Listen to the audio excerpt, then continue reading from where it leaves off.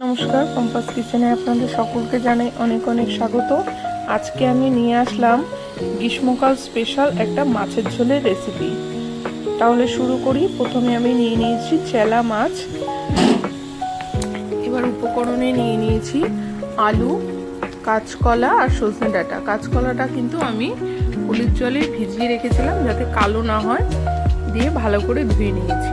এবার মশলার জন্য নিয়েছি একটা ছোট টমেটো, কাঁচা পাকা লঙ্কা, আদা, আর এদিকে নিয়েছি গোটা মশলা 1 চামচ, জিরে আর 1 চামচ রাঁধুনি।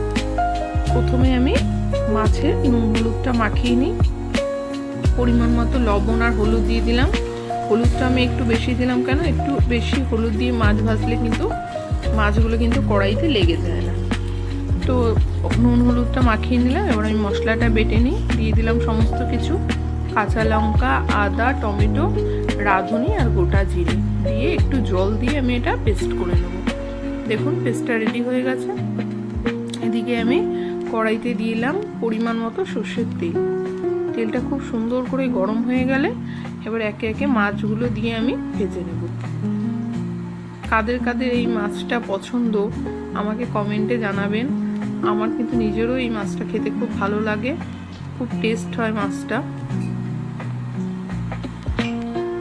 দিয়ে এরকম উল্টে পাল্টে আমি কিন্তু সুন্দর করে লাল করে মাছটা ভেজে নেব। ভেজে নেওয়ার পরে মাছগুলো আমি তুলে নিলাম।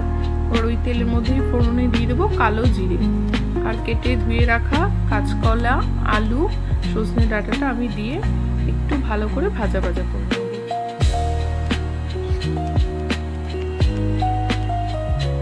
সুন্দর করে ভাজা ভাজা করে নেওয়ার পরে মাঝখানে একটু জায়গা করে নেব আমি। করে নেওয়ার পরে যে পেস্টটা আমি করে রেখেছিলাম, মানে আদা, কাঁচা লঙ্কা, টমেটো, রাঁধুনি, জিরে বাটা সমস্তটা আমি এর মধ্যে দিয়ে দেবো।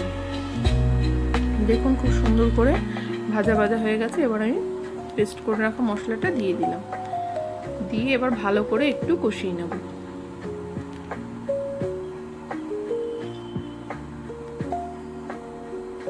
ভালো করে কষিয়ে নেওয়ার পরে তারপরে আমি দেব পরিমাণ মতো লবণ, দেব হলুদ গুঁড়ো আর দেব লঙ্কার গুঁড়ো।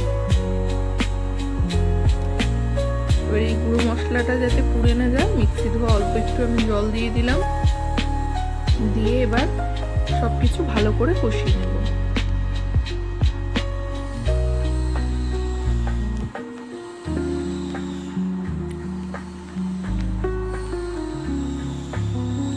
দেখুন খুব সুন্দর করে কষানো হয়ে যাচ্ছে।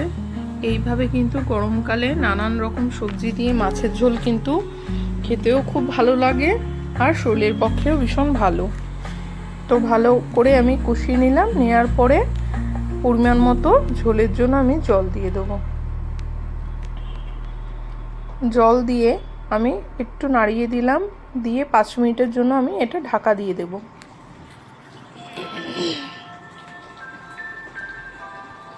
ঢাকা দিয়ে দিলাম। 5 মিনিট পরে ঢাকা খুলে আমি আবার একটু ভালো করে নাড়িয়ে দিলাম যাতে সব কিছু ভালো সেদ্ধ হয়ে যায়। আবার 5 মিনিটের জন্য আমি ঢাকা দিয়ে দেবো। এবার 5 মিনিট পরে ঢাকাটা খুলে যখন সমস্ত কিছু ভালো করে সেদ্ধ হয়ে যাবে, ভেজে রাখা মাছগুলো ওপর থেকে দিয়ে দিলেই কিন্তু গরমকাল স্পেশাল কাঁচকলা, আলু, সজনে ডাঁটা দিয়ে মাছের ঝোলটা একদম রেডি হয়ে যাবে। রেসিপিটা কেমন লাগলো অবশ্যই আমাকে জানাবেন। ভালো লাগলে একটা লাইক করে দেবেন। ভালো থাকবেন, সুস্থ থাকবেন।